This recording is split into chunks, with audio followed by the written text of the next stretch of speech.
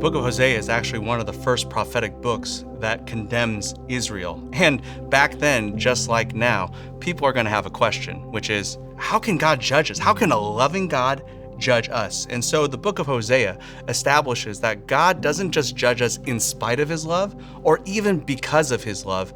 His act of judgment is an act of love. And the way God demonstrates this is through the very example of Hosea's life itself. And this raises a little bit of a debate. Some people wonder if God actually commanded Hosea to marry someone engaged in prostitution. The wording in Hebrew seems to indicate this, and it matches the analogy that Israel was adulterous in heart from the moment that God knew them.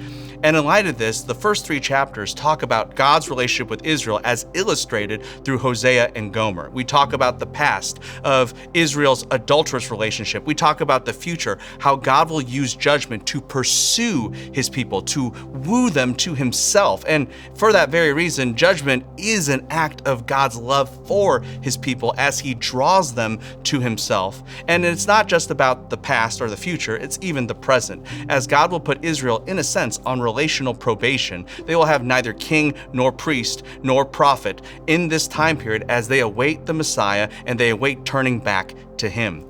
Well, after God gives an illustration of the dynamics of his relationship with his people, he does a deep dive into the nature of spiritual adultery. If you think about it, spiritual adultery is comprised of 2 things. One, as chapters 4 through 6 illustrate, people don't love God.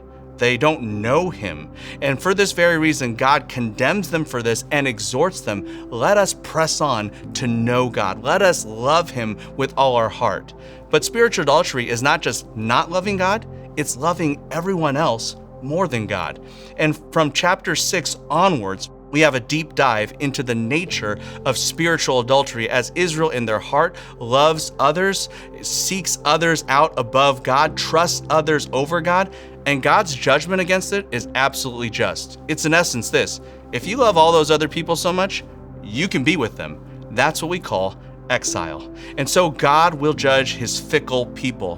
But here's what's amazing. God's love is never fickle. In Hosea 11:1, it says that God cannot revoke his love, and that the first exodus then of how he loved them will lead to the second exodus, and that drives the entire New Testament story that we see in the book of Matthew. And so God demonstrates that he's always loved his people. That's the only reason why they've survived since the days of Jacob. And his love is so strong that while human love stops at death, for God, death shall never do us part. He will raise his people from the dead, and so they should return back to him with all of their heart. We need to understand God's love better back then and even now.